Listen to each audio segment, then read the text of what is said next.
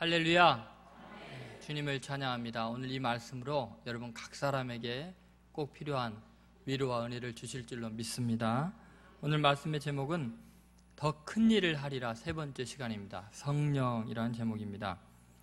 미시간 주 서부에 15살 소년이 암 치료를 받고 있었습니다. 항암 치료를 받으면 머리카락이 다 빠지지 않습니까? 근데 장기간 치료를 받아야 하기 때문에 학교를 안 갈 수가 없어서 근데 이제 학교를 가는 첫날이 되었는데 너무 불안한 겁니다.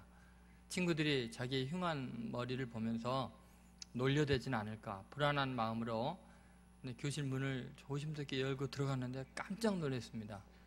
왜냐하면 자기 반 아이들이 전부 머리카락을 다 밀고 빡빡이 돼 있는 거예요. 눈물을 글썽이면서 너무나 감격을 했는데 그 친구가 온다는 소식을 듣고 학급 회의를 해가지고 그 친구가 마음 편하게 공부할 수 있게 소외감 느끼지 않게 다 머리를 자기로 결의를 해가지고 그렇게 했다는 거죠. 우리 살아가면서 이렇게 의지하고 내 입장을 이해해주는 친구가 있다는 거 정말 행복한 일이죠. 그런데 우리 살아가면서 그런 일이 흔하지가 않습니다. 내 마음을 이해해주는 친구, 내가 고통당하고 힘들 때 나와 같아지고 나와 함께 있어주고 나를 도와줄 수 있는 친구가 그렇게 많지가 않습니다. 심지어 부부간에도 내 마음을 이해하지 못해서 늘 외롭고 힘든 그런 경험들을 우리는 많이 합니다. 그런데 오늘 주님께서 우리에게 정말 위대한 친구 한 분을 소개해 주십니다. 영원토록 우리와 함께 있는 친구, 바로 성령님, 그분을 우리에게 소개하고 계십니다. 이 성령의 능력으로 여러분이 영원한 위로와 새 힘을 얻게 되기를 주의 이름으로 소원합니다. 우리는 그동안 예수님이 행하신 일을 행하고 그보다 더 큰 일을 행하는 그 비밀에 대해서 말씀을 나누었습니다.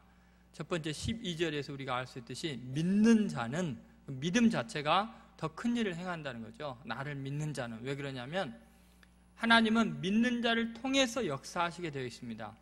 보이지 않는 영이신 하나님이 큰 일을 행해도 만약에 믿는 자를 통해서 행하지 않으면 그것이 다른 신이 했는지 우연인지 사람들이 알지 못하기 때문에 하나님의 크신 능력은 믿는 자를 통해서 나타납니다. 그래서 믿음 자체가 능력이고 하나님의 영광이 될 줄로 믿습니다.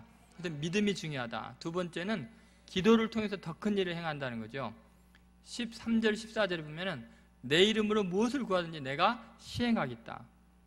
아들의 영광을 위해서 아버지께서 친히 이루어 주신다고 했습니다.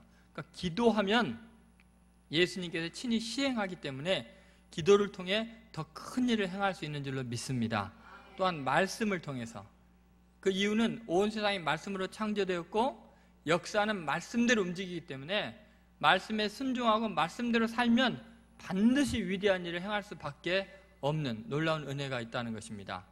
여러분, 그런데 이 모든 것이 가능하려면 성령의 도우심이 아니면 안 됩니다. 우리는 본능적으로 믿음에서 자꾸 떨어지려고 그러고 말씀을 멀리하고 기도를 쉬려고 그러거든요. 근데 성령의 감동이 아니라면 이 모든 것이 불가능합니다. 그래서 더 큰 일을 행하려면 성령의 충만함을 받아야 됩니다. 그래서 어떻게 성령을 통해서 위대한 일이 일어나는가? 왜 더 큰 일을 성령을 통해 할 수 있는가? 첫 번째 이유는 성령의 출처 때문입니다. 16절을 보면 이런 말씀이 나와 있습니다. 16절 말씀 같이 읽겠습니다. 내가 아버지께 구하겠으니 그가 또 다른 보혜사를 너희에게 주사 영원토록 너희와 함께 있게 하리니. 이 성령님은 예수님께서 하나님께서 구해서 우리에게 영원토록 함께 있게 하시는 분입니다. 다시 말해서 예수님이 중매자가 되어서 우리에게 소개해 주는 분이 바로 성령님입니다. 예수님은 간절한 소원이 있었는데 그 두 가지 우리를 향한 큰 소원이 있습니다. 그 한 가지가 예수님께서 십자가에 못 박혀 죽임을 당해서라도 보배로운 피를 흘려서라도 우리의 죄를 완전히 도말하는 것입니다. 죄에서 자유케 하시는 것이 예수님의 소원이었습니다. 그래서 이 땅에 육신을 입고 오셔서 십자가에 죽으신 거죠. 근데 예수님은 우리의 죄를 용서하고 씻는 것만 목적이 아니고 더 중요한 목적이 있는데 그것은 성령을 받게 하는 거였습니다. 죄를 씻어서 거룩한 사람이 되게 하는 이유가 뭐냐? 성령님을 받아들이기에 부족함이 없는 상태를 만들기 위해서입니다. 그러니까 예수님의 궁극적인 목표는 우리가 성령을 충만히 받는 것입니다. 그러니까 예수님의 간절한 기도의 제목이 뭐냐? 아버지께 구하겠으니 성령을 너에게 보내주는 거다, 이렇게 말씀하십니다. 그러니까 여러분이 죄사함의 은혜만 누리는 것은 예수님의 은혜 절반만 누리는 것입니다. 성령님을 받고 성령의 능력으로 승리하는 삶을 살기를 주님은 원하신 줄로 믿습니다. 여러분, 정말 예수님께서 우리에게 소개해주고 싶은 정말 귀한 분이 바로 성령님이었던 것 같습니다. 그래서 성령님이 오시려면 아직 멀었는데 오순절 마가 다락방에 성령이 임하시게 되는데 훨씬 그 전부터서 성령님에 대해서 자꾸 소개를 해주십니다. 여러분, 정말 좋은 사람이 있으면요, 가장 친한 친구에게 가장 먼저 소개를 해주고 싶은 생각이 들게 되어 있습니다. 제가 대학교 때요, 굉장히 친한 친구가 있었습니다. 늘 함께 다니고 밥도 같이 먹고 숙제도 같이 하고 그랬는데 어느 날부터 점심시간만 되면 없어지고 어디 가는지를 모르겠어요. 그러더니 몇 달 있다가 전화가 왔는데 이번 토요일날 나 결혼하니까 결혼식에 꼭 와달라. 제가 마음에 충격을 받았습니다.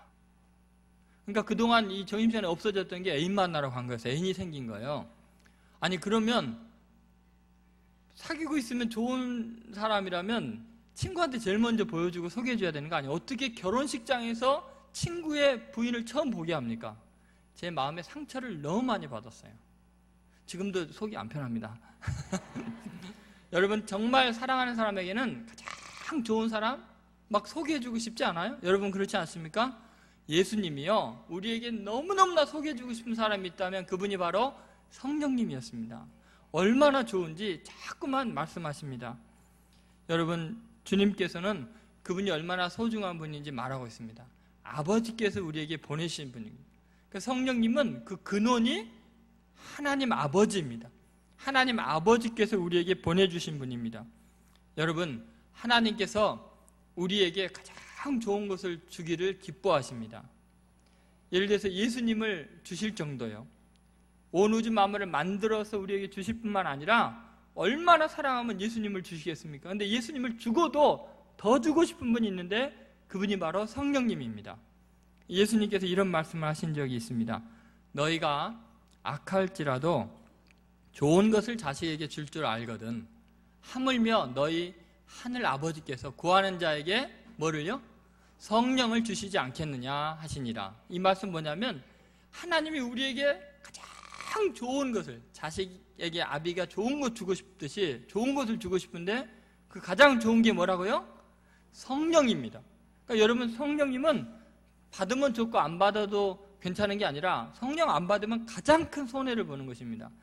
하나님께서 우리에게 가장 주고 싶은 좋은 것이 있다면 바로 성령님입니다.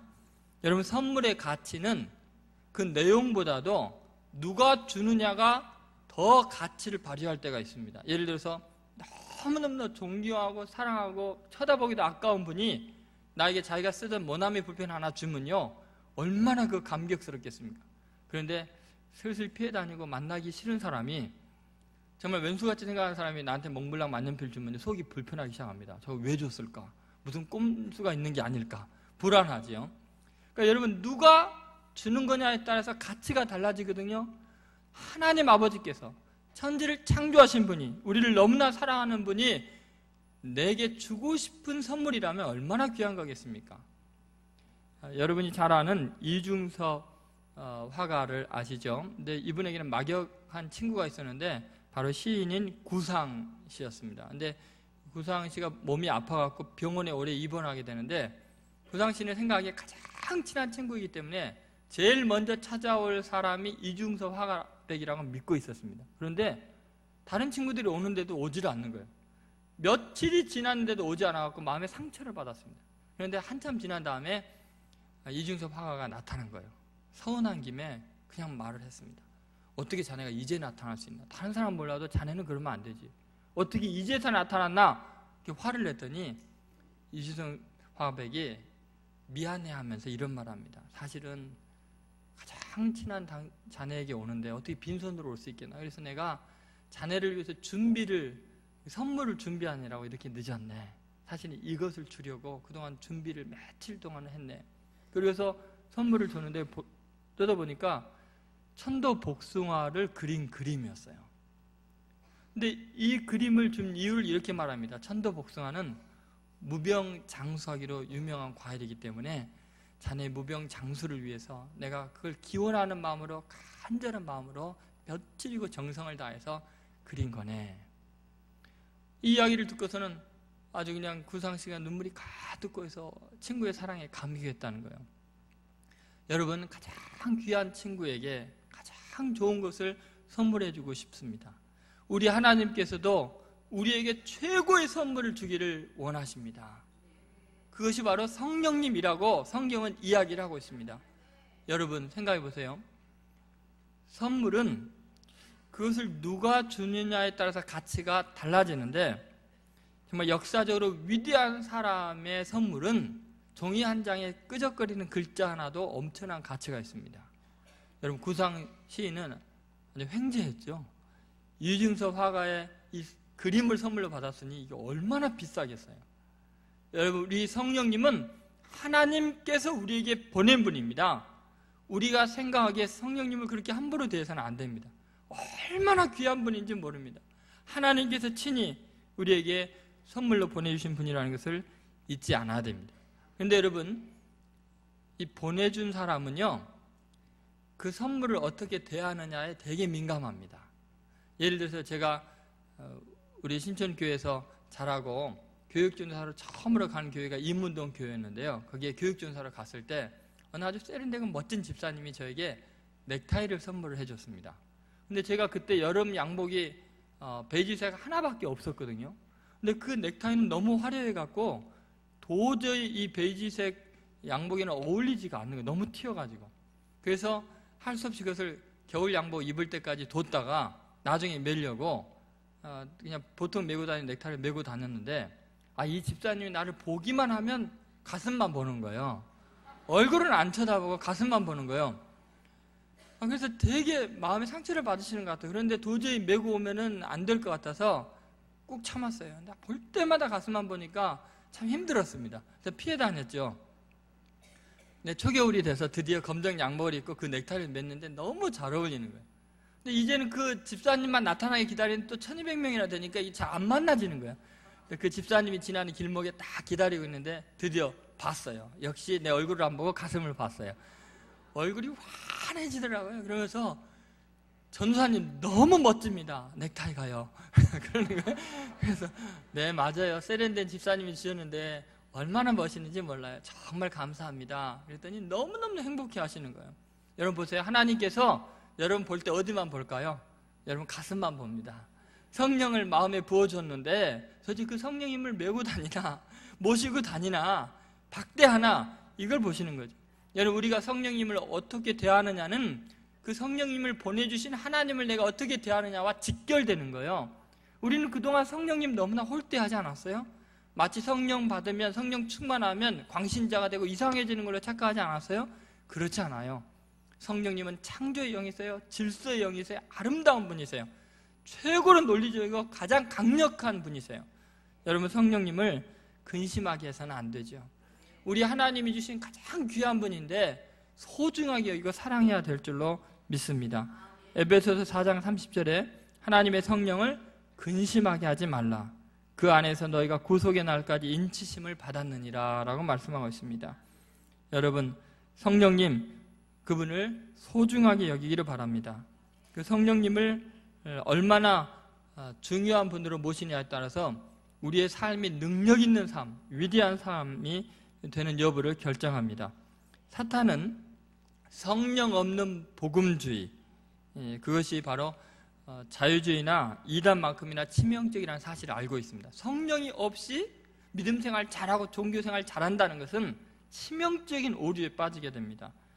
여러분, 기독교에 진정한 유산이 있다면 바로 성령의 감동하심입니다. 여러분, 성경이 중요하고 기도가 중요하듯이 성령님은 그것보다 훨씬 중요한 분인 것을 잊지 않아야 됩니다. 그래서 A.W. 토저 박사님이 이런 말을 했습니다. 거의 대부분의 기독교 교회에서 성령은 전반적으로 무시되고 있다. 성령의 임재나 부재는 어느 누구에게도 진정한 문제거리가 되지 않고 있다.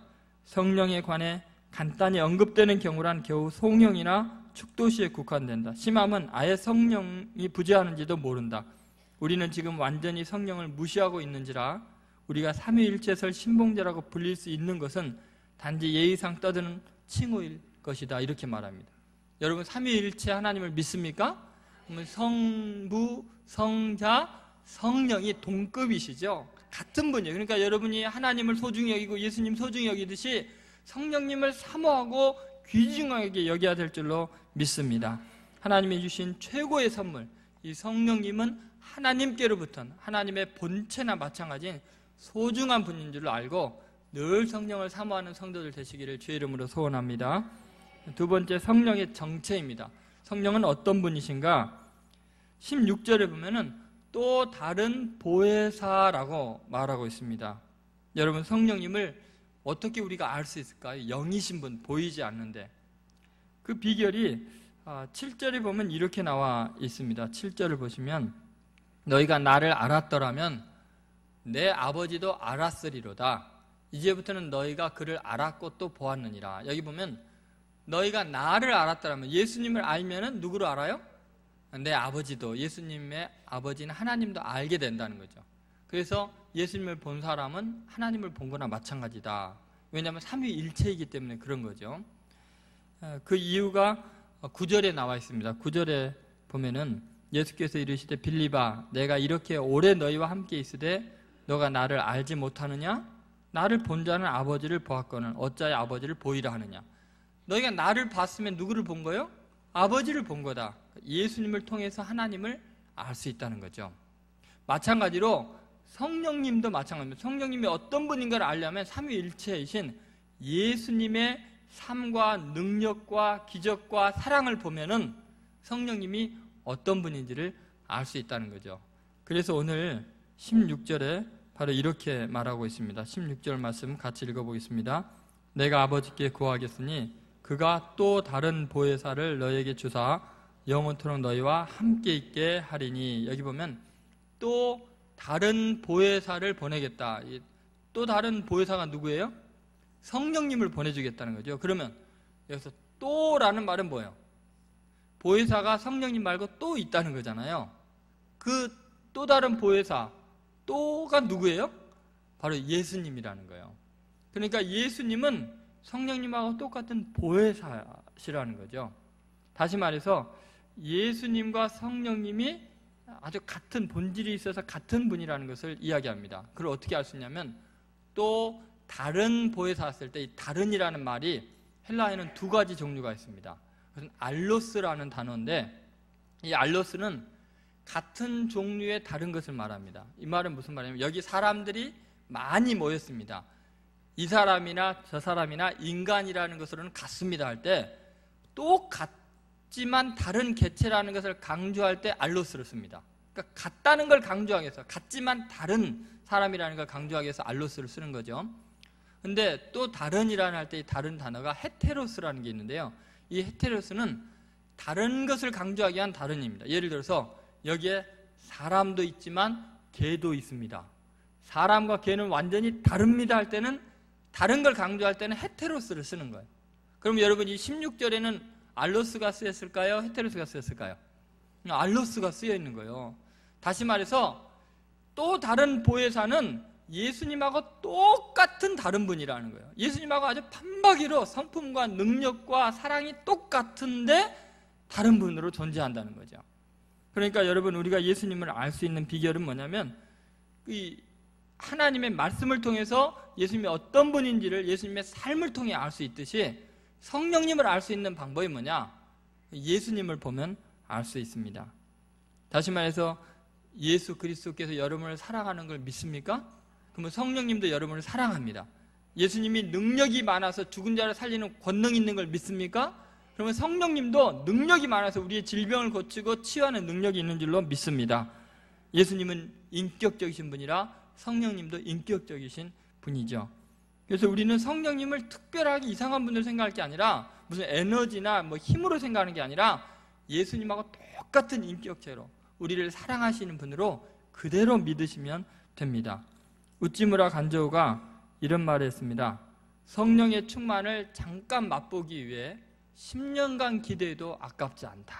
얼마나 성령이 좋은 분이시면 성령의 충만함을 맛보기 위해서는 10년을 기도해도 좋다. 우리가 예수님 한번 만날 수 있다면 소원이 없겠죠? 우리가 성령님을 경험하는 삶도 예수님을 만나는 것 이상으로 행복하고 즐거운 겁니다. 왜냐하면 성령님과 예수님은 어떤 분이에요? 똑같은 분이기 때문에 그렇습니다. 대천덕 신부님의 할아버지인 R.A. 토레이 목사님이 성령님을 굉장히 강조했는데 그 성령님에 대해서 이렇게 말합니다. 나는 아침에 일어나면 성령 충만을 위해서 이렇게 기도합니다. 하나님, 성령 충만함을 도와주십시오. 왜냐하면 성령 충만하지 않으면 오늘 하루 나는 너무나 쉽게 흔들릴 수 있는 사람이기 때문입니다. 하나님, 제가 성령 충만하다고 느끼지 못할 때 함부로 말하지 않도록 도와주십시오. 성령 충만하지 않을 때 말하면 실언이 되기 쉽고 사람들에게 상처를 주기 쉽기 때문입니다. 하나님, 제가 성령 충만하지 않을 때 제 인생의 중요한 결정을 하지 않도록 도와주십시오. 성령 충만하지 않으면 저의 결정은 잘못될 가능성이 항상 있기 때문입니다. 여러분, 우리가 삶을 바르게 살려면 예수님과 동행해야 되고 예수님의 뜻대로 살아야 되듯이 성령으로 충만하지 않으면 우리는 도저히 바른 삶을 살 수 없다는 것이죠. 그렇기 때문에 성령 충만함은 필수 요소입니다. 성령을 받아도 그만, 안 받아도 그만이 아니라 반드시 이 좋으신 성령님과 동행하는 삶을 살게 되기를 주의 이름으로 소원합니다. 세 번째, 성령의 사역입니다. 성령이 하시는 일이 뭘까요? 그 성령의 하시는 일은 이 보혜사라는 말의 뜻에 잘 나타나 있습니다. 이 보혜사라는 뜻은 위로자, comforter라는 뜻이 있고 또 변호인, advocate라는 뜻이 있습니다. 근데 이 성령님이 보혜사, 지금 뭐 하시는 분이에요? 우리를 위로하고 우리를 변호하시는 분인데 그것을 잘 알 수 있는 것이 헬라어로 보혜사의 뜻이 파라클레토스라는 뜻입니다. 근데 이 파라라는 말은 옆에, 곁에라는 것이고 클레토스는 말하다는 거거든요. 그러니까 성령님이 하시는 게 뭐냐면 내 옆에 바짝 붙어서 내 대신 말해주는 분이에요. 늘 위로해주고 변호해주는 분이라는 거죠. 얼마나 든든합니까? 이런 분이 있다는 것이. 로마서 8장 1절 2절에 보면은 그러므로 그리스도 예수 안에 있는 자에게는 결코 정죄함이 없나니 이는 그리스도 예수 안에 있는 생명의 무슨 법이요? 성령의 법이 죄와 사망의 법에서 너를 해방했다. 법에서 해방한다니 법정적인 용어잖아요. 성령님은 최고의 법정에서 우리를 위해서 옆에서 변호해 주시는 분이세요. 예를 들면 고대 그리스의 유명한 정치가가 있는데요, 포시온이라는 사람이에요. 이분은 굉장히 정직했고 긍휼이 많은 사람이라 심지어 악인의 변호에 힘을 썼던 사람입니다. 누구나 다 감옥에 갇히면 그 사람이 변호해 주려고 애를 썼습니다. 어느 날 아리스토킨이라는 사람이 범죄해서 감옥에 갇혔는데 아무도 면회도 안 하고 누구도 변호를 안 해주려는 거예요. 그래서 이 포시온이 그를 위해서 변호해 주기로 작정을 했습니다. 그 소식을 듣고 친구가 와서 극구 말리는 거예요. 그 아리스토킨이라는 사람은 너무나 악한 사람이고 못된 놈인데 변호해 주면 안 된다. 절대 가지 말라. 그랬더니 포시온이 딱 한마디만 합니다. 죄 없는 사람은 변호인을 필요로 하지 않네. 여러분, 우리는 모두가 죄인이기 때문에 반드시 변호인이 필요한 줄로 믿습니다. 근데 우리를 완벽하게 변호해주고 자유케 해주고 모든 율법에서 해방시켜줄 변호사가 누구냐? 바로 성령님이라는 거예요. 그 성령님께서 완벽한 지혜의 영, 진리의 영이 변호하면 우리는 모든 죄의 법에서부터 해방되는 줄로 믿습니다.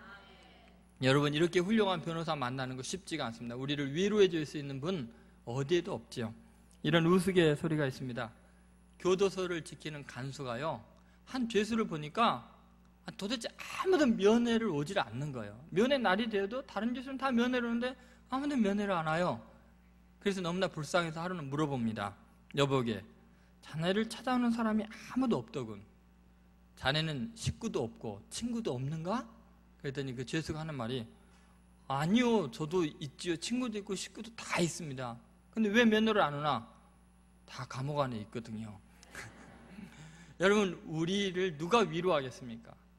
다 감옥 안에 있는데요, 다 죄지었는데요, 자기 살기도 급급한데요, 위로 받으러 갔다가 오히려 상처만 받고 오는 것이 우리들 아닙니까? 그런데 우리에게 완전한 변호사, 정말 탁월한 친구가 있다는 것이 얼마나 고맙습니까? 우리 인생 살아가면서 외로울 줄 아시는 거예요.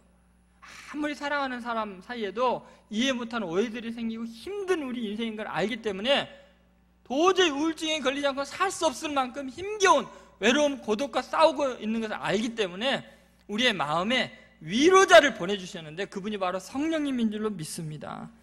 성령님은 여러분의 친구가 되기를 원하십니다. 여러분, 성령님은 여러분의 능력이 되기를 원하십니다. 모든 조직에도 성령의 능력이 없으면 온전하게 굴러가지가 않습니다. 스펄전 목사님이 이런 말을 했습니다. 성령이 함께 하시지 않는 조직체는 동력이 끊어진 방앗간과 같다. 여러분, 예전 방앗간 가보셨어요? 그러면 큰 발전기가 돌아가면서 큰 축을 돌리면 그 벨트를 연결하고 다른 작은 것들이 많이 돌아가잖아요. 성령이 없는 조직체는 동력이 끊어진 방앗간과 같다는 거예요. 철저하게 전통이며 또는 성경적인 표준을 따르고 있는 교회라 할지라도 위로부터 주어지는 능력을 받지 못한다면 비를 뿌리지 못하는 구름처럼 아무 쓸모가 없는 것이다. 이렇게 스펄전 목사님이 말했어요. 여러분, 우리 교회가 아무리 전통 잘 지키고 말씀 있고 찬양 있다 해도 성령의 능력이 없으면 다 자기 자랑이고 자기들만 즐기는 것에 불과합니다. 여러분, 성령님이 역사하시고 운행하는 교회가 되어야 될 줄로 믿습니다. 영원토록 너희와 함께 있겠다고 성령님 말씀하시나. 그분이 하시는 일이 뭐냐면 우리를 떠나지 않고 영원히 함께 있다는 겁니다. 여러분, 이거 얼마나 감사한 일인지 모릅니다. 보통 우리들은요, 아침에는 천사같이 살다가 점심 때 상처 몇 번 받고 저녁 때 충격받으면 갑자기 마귀 새끼로 바뀝니다. 하루에도 몇 번씩 얼굴이 바뀌는 것이 우리들이죠. 그런데 성령님은 한결같은, 우리가 죄 지을 때나 실수할 때나 찬양할 때나 늘 우리 안에 계셔서 영원토록 함께 계십니다. 그럼 여러분, 거룩한 하나님의 영이 우리가 범죄할 때 우리를 떠나지 못하고 있으면 그 거룩한 분이 우리의 죄 짓는 현장에서 고통을 겪는 거예요. 그럴지라도 영원히 함께 있다고 하셨기 때문에 안 떠나고 구석에서 슬퍼하시면서 고통을 당하시면서 그 죄를 맛보고 계시는 거예요. 얼마나 힘드시겠습니까? 그 거룩한 영이 여러분이 말을 함부로 하고 생각을 악하게 하고 더러운 죄를 범할 때 성령이 고통을 당하고 있다는 것을 잊지 않아야 된다. 왜냐하면 영원히 함께 있겠다고 약속하셨기 때문에 그렇습니다. 여러분, 성령의 능력으로 충만한 사람 정말 강하고 위대한 인생을 살 수 있습니다. 예수님에게 뭐가 있었습니까? 예수님에게 돈이 있었나요? 예수님에게 집이 있었나요? 예수님에게 좋은 친구가, 권력자들이 많이 있었나요? 놀랍게 예수님의 삶 속에 가진 건 아무것도 없지만 성령이 충만한 사람이었습니다. 그래서 마가복음 1장 12절에 보면 성령이 곧 예수를 광야로 몰아내신지라. 성령이 예수님 어떻게 했다고요? 몰아갔다는 거예요. 여러분은 성령에 몰려서 살고 있습니까? 아니면 여러분이 죄악의 충동에 몰려서, 돈에 몰려서 살고 있습니까? 누가복음 4장 1절에 보면 예수께서 성령의 충만함을 입어 요단강에서 돌아오사 광야에서 40일 동안 성령에 이끌리시며 했습니다. 예수님의 삶의 특징이 뭐예요? 누구에게 이끌려요? 성령에 이끌리는 거예요. 인기에, 사람에게 이끌리는 게 아니라 예수님의 삶이 그렇게 위대한 이유는 성령이 충만해서 성령에게 몰리고 성령에게 이끌리기 때문에 이 세상에서 가장 영향력을 끼치는 위대한 삶이 된 줄로 믿습니다. 우리가 예수님의 행함보다 더 큰 일을 행하게 하려고 하나님께서 이 성령을 여러분에게 부어주기를 원하십니다. 성령님을 귀하게 여기시고 그분에게 인도함을 받도록 그분에게 순종하고 그분을 높이기만 하면 우리도 성령님의 능력으로 예수님보다 더 큰 일을 행하게 될 줄로 믿습니다. 성령님께서 이렇게 함께 하셔서 진리를 증거하게 하시고 이 땅에 진리를 드러내는 위대한 사람이 되게 합니다. 17절에 보면 그는 진리의 영이라 세상은 능히 그를 받지 못하나니 그랬습니다. 여러분, 우리는 성령님을 소유한 순간 진리를 증거하는 능력 있는 사람이 될 줄로 믿습니다. 여러분의 삶의 순간순간이 진리를 계시하는 삶이 되는 방법이 뭐냐? 성령님의 인도함을 받는 것입니다. 호주 동북쪽에 뉴 헤브크레스라는 제도가 있는데요, 거기에는 섬이 30개가 있다고 합니다. 근데 그 섬마다 사람이 살고 있는데 전부 다 식인종들이었어요. 그 섬을 17세기에 포르투갈 사람 귀로스라는 사람이 발견했습니다. 그리고 1839년에 존 윌리엄스 선교사가 복음을 전하러 거기 갔다가 육지에 발을 들여놓자마자 죽임을 당하고 잡혀먹게 됩니다. 그 다음으로 간 사람이 해리스인데 이분도 맞아서 죽게 됩니다. 세 번째로 간 사람이 존 골든 부부인데 약간 토인들과 접촉했으나 결국은 또 잡아먹히게 됩니다. 네 번째 선교사는 마크 에이너인데 거기 도착해서 얼마 있다 병으로 쓰러져 죽게 되고 수년 후에 존 골든 선교사의 동생이 거기에 복음을 전하러 갑니다. 이분이 본토 언어를 익히고 본토인들과 좀 친해졌어요. 그리고 성경을 본토 말로 이제 번역을 하기 시작했는데 사도행전 7장을 번역할 때 밖에서 노크 소리가 났습니다. 선교사님 지금 아픈 사람이 있는데 빨리 좀 문 좀 열어주세요. 문을 열었는데 도끼로 내리쳐서 그 자리에서 죽게 되는데 피가 번역하는 성경책으로 튀었는데 이런 구절에 젖어 있었습니다. 주여 이 죄를 그들에게 돌리지 마옵소서.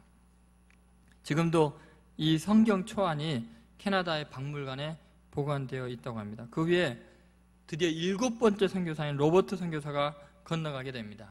그런데 정말 하나님의 은혜로 40년을 거기에서 섬을 돌아다니면서 목회를 했는데 모두가 예수님을 영접하게 되는 기적이 일어났습니다. 그리고는 다 제자가 되었고 그 섬 이름이 바뀌게 됩니다. 그 섬, 그 제도 이름 자체가 성령의 섬들이라고 바뀌게 됩니다. 왜냐하면 사람들이 그 섬을 방문했을 때 너무나 충격을 받는 거예요. 찬양이 가득하고 사람들이 하나님의 말씀대로 살고 범죄가 없고 성령 충만한 사람들이 가득한 걸 보고서 전부 다 이 섬들은 성령의 섬이다 이렇게 이름을 붙였습니다. 여러분, 성령의 감동이 아니고 능력이 아니고 어떻게 이런 기적이 일어나겠습니까? 저는 여러분의 삶이 성령의 인도함을 받을 때 정말 많이 힘들고 어려운 일이 있을지라도 반드시 위대하고 큰 일을 이룰 줄로 믿습니다. 여러분, 이 성령님을 그동안 무시하고 홀대했다면 깊이 마음으로 회개하십시오.